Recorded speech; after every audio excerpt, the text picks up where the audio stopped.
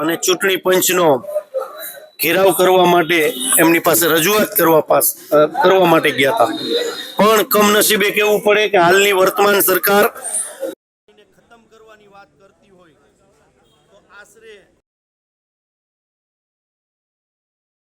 અને અલગ અલગ પાર્ટીના સંગઠન અટકાયત કરવામાં આવી એ લોકશાહી માટે ખતરારૂપ છે।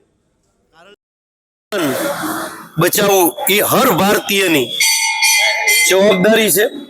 એના માટે જે રાહુલ ગાંધીએ લોકશાહીનું જે ચીરહરણ થઈ રહ્યું છે, વોટ ચોરી થઈ રહી છે, એના પુરાવા સાથે સમગ્ર દેશને જાગૃત કરવા માટે એક મુહિમ છેડી છે।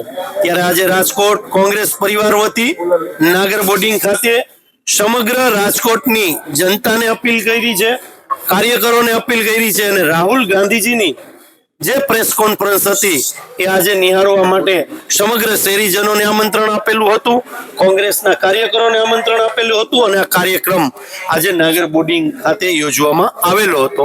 આવનારા દિવસોની અંદર બંધારણને બચાવવા માટે કોંગ્રેસ તત્પર છે। એના માટે જે કંઈ કરવું પડે એ કરવા માટે કોંગ્રેસ તૈયાર છે અને આવનારા દિવસોની અંદર આ મુદ્દા ઉપર રાજકોટ શહેર કોંગ્રેસ પણ તમને એગ્રેસિવ મૂડમાં રસ્તા ઉપર જોવા મળશે।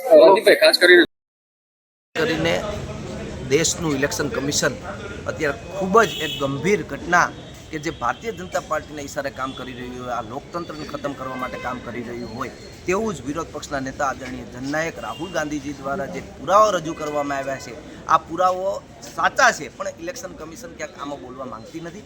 લોકોનો જે મત અધિકાર છે એ છીનવાઈ રહ્યો છે। આ બધાના વિરોધમાં આજે એનએસયુએ રોડ ઉપર ઉતરીને આંદોલન કરવાની છે કે ભાઈ ઇલેક્શન કમિશને આનો જવાબ આપવો જોઈએ, તટસ્થતાથી કામ કરવું જોઈએ, લોકહિત માટે કામ કરવું જોઈએ, નહીં કે ભાજપ હિત માટે। આગામી કોઈ નિર્ણય નહીં લેવામાં આવે તો શું કરશો? અત્યારે આખી સમગ્ર વિરોધ પક્ષ રોડ ઉપર છે।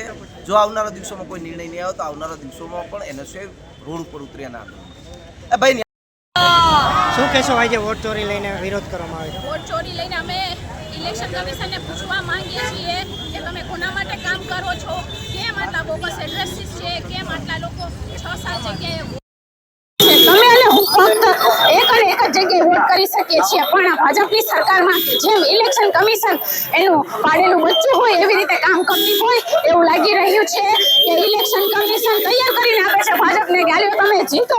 કોંગ્રેસ અત્યાર સુધી ખૂબ મહેનત કરે છે, અત્યાર સુધી અમને એવું લાગતું હતું કે કેમ આટલી મહેનત છતાં પરિણામ નથી આવતા, પણ આજેનું સાચું કારણ રાહુલ ગાંધીએ બતાવ્યું છે કે આ કારણના લીધે કોંગ્રેસ બેકફૂટ ઉપર છે। આ લોકોના ઇલેક્શન કમિશનના પ્રતાપે બોગસ વોટ ચોરી, ખોટા એડ્રેસીસ, આ બધાના હિસાબે ભાજપ જીતે છે।